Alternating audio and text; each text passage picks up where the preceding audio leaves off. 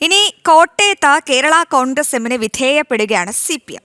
കേരള കോൺഗ്രസ് എമ്മിന്റെ സമ്മർദ്ദത്തിന് വഴങ്ങി ജില്ലാ പഞ്ചായത്ത് ഡിവിഷനിൽ രണ്ടാമത്തെ കക്ഷിയായി CPM പിന്തള്ളപ്പെടുന്നു. ജില്ലാ പഞ്ചായത്തിൽ CPM വെറും 9 സീറ്റിലും അതേസമയം കേരള കോൺഗ്രസ് എം 10 സീറ്റിലുമാണ് മത്സരിക്കുക. വിവരങ്ങളുമായി മിഥുൻ മുരളി ചേരുന്നുണ്ട്. മിഥുൻ, എന്താണ് ഈ ജാലവിദ്യയ്ക്ക് പിന്നിൽ? ഈ ഗുണ്ടായിസം കാണിച്ച ശീലമുള്ള ഈ CPMന് അനുസരണാശീലമൊക്കെ പതിവുണ്ടോ? എന്തായാലും ഈ കോൺഗ്രസ് എമ്മിന് വിധേയപ്പെടാനുള്ള കാരണം അതെന്താണ് മിഥുൻ?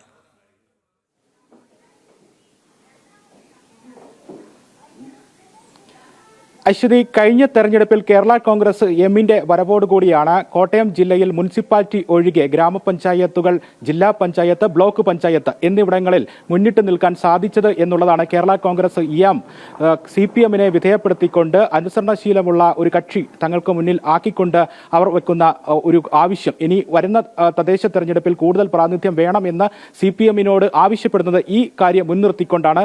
മുന്നണി സമവാക്യങ്ങളിലടക്കം ഇല്ലെങ്കിൽ ഈ തങ്ങൾ മുന്നോട്ട് വെക്കുന്ന ആവശ്യങ്ങൾ നടത്തി തന്നില്ലെങ്കിൽ മുന്നണി സമവാക്യങ്ങളിലടക്കം മാറ്റമുണ്ടാകുമെന്നുള്ള ഒരു വെല്ലുവിളിയും CPMന് മുന്നിൽ കേരള കോൺഗ്രസ് എം മുന്നിട്ട് വെക്കുന്നുണ്ട്. കാരണം UDF ഇവർക്ക് തുറന്ന വാതിൽ തുറന്നിട്ടുകൊണ്ട് കേരള കോൺഗ്രസ് എമ്മിനെ ക്ഷണിക്കുന്നു. ഏത് നിമിഷം വേണേലും മുന്നണി വിട്ട UDFിലേക്ക് കേരള കോൺഗ്രസ് എം പോയേക്കുമെന്നുള്ള ഒരു ഭീതി CPMനുണ്ട്. അതുകൊണ്ട് തന്നെ കേരള കോൺഗ്രസ് എം മുന്നോട്ട് വെക്കുന്ന ആവശ്യങ്ങളെല്ലാം അനുസരണയുള്ള വിനയവിധേയത്തോടുകൂടി നടത്തിക്കൊടുക്കുകയാണ് CPM. ജില്ലാ പഞ്ചായത്തിൽ 9 സീറ്റിലാണ് കഴിഞ്ഞ തവണ CPM മത്സരിച്ചത്. 9 സീറ്റ് കേരള കോൺഗ്രസ് എമ്മിനും നൽകി, 4 സീറ്റ് CPMക്കും നൽകി. പക്ഷേ ഇത്തവണ രീതി മാറുകയാണ്. 10 സീറ്റാണ് കേരള കോൺഗ്രസ് എമ്മിന് നൽകുന്നത്. 9 സീറ്റിൽ CPMും മത്സരിക്കുമ്പോൾ ജില്ലാ പഞ്ചായത്തിലേക്ക് രണ്ടാം കക്ഷിയായിട്ട് CPM പിന്തള്ളപ്പെടുന്നു. ഏറ്റവും കൂടുതൽ സീറ്റുകളിൽ മത്സരിക്കുന്ന കക്ഷിയായി കേരള കോൺഗ്രസ് എം മാറുകയും ചെയ്യുന്നു. അയർക്കുന്നം ഡിവിഷനാണ് കേരള കോൺഗ്രസ് എമ്മിന് അധിക സീറ്റായിട്ട് ഇത്തവണ നൽകാൻ ഉദ്ദേശിക്കുന്നത്. നാണക്കേട് മറയ്ക്കുന്നതിന് വേണ്ടി അയർക്കുന്നം ഡിവിഷൻ ഒരു പൊതുസമ്മതനായിട്ടുള്ള, മുന്നണിക്ക് പൊതുസമ്മതനായിട്ടുള്ള ഒരു സ്വതന്ത്ര സ്ഥാനാർത്ഥിയെ നിർത്തണമെന്നുള്ള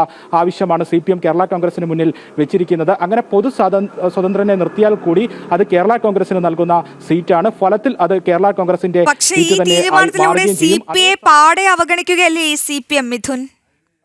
മത്സരിച്ചത് ഈ 4 സീറ്റിൽ തീർച്ചയായും CPI ആണ് ഈ ഒരു CPMന്റെ കേരള കോൺഗ്രസ് തലോടലിൽ ഏറ്റവും അസംതൃപ്തി പ്രകടമാക്കുന്നത്. കാരണം കഴിഞ്ഞ തവണ വെറും 4 സീറ്റുകൾ മാത്രമാണ് CPIക്ക് ജില്ലാ പഞ്ചായത്തിലേക്ക് നൽകിയത്. ആ 4 സീറ്റിൽ 3 വിജയിച്ചുകൊണ്ട് മികച്ച പ്രകടനം CPI കാഴ്ചവെച്ചു. അതേസമയം കേരള കോൺഗ്രസിന് 9 സീറ്റ് കഴിഞ്ഞ തവണ ജില്ലാ പഞ്ചായത്തിലേക്ക് നൽകിയപ്പോൾ അതിൽ 5 സീറ്റിൽ മാത്രമാണ് കേരള കോൺഗ്രസിന് വിജയിക്കാനായത്. CPM 9-ൽ 6 സീറ്റിൽ വിജയിക്കുകയും ചെയ്തു. താരതമ്യേന മോശം പ്രകടനം അല്ലെങ്കിൽ കുറവ് പ്രകടനം മാത്രമാണ് കേരള കോൺഗ്രസ് എമ്മിന് ജില്ലാ പഞ്ചായത്തിൽ കഴിഞ്ഞ തവണ കാഴ്ചവെക്കാൻ സാധിച്ചതെങ്കിൽ കുറഞ്ഞ സീറ്റിൽ നല്ല പ്രകടനം കാഴ്ചവെക്കാൻ സാധിച്ച CPIയെ പൂർണ്ണമായും അവഗണിക്കുന്നു എന്നുള്ളതാണ് CPI വിമർശനമായിട്ട് മുന്നോട്ട് വയ്ക്കുന്നത്. തങ്ങളെ പരിഗണിക്കാതെ കേരള കോൺഗ്രസിന് അമിത പ്രാതിനിധ്യം നൽകുന്നത് ഭാവിയിലും ചോദ്യം ചെയ്യപ്പെട്ടേക്കാം.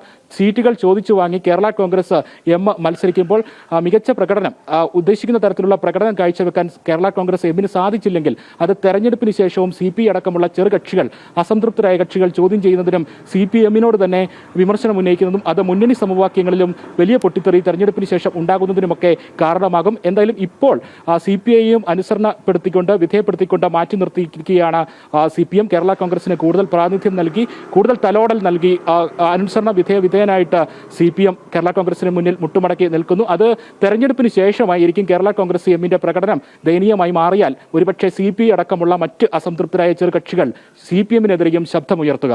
അശ്വതി. മിഥുൻ, അങ്ങനെ കേരള കോൺഗ്രസ് എമ്മിന് വിധേയപ്പെടുന്ന CPMന്റെ ഒരു അപൂർവ കാഴ്ചയാണ് കോട്ടയത്ത് കാണാൻ സാധിക്കുക.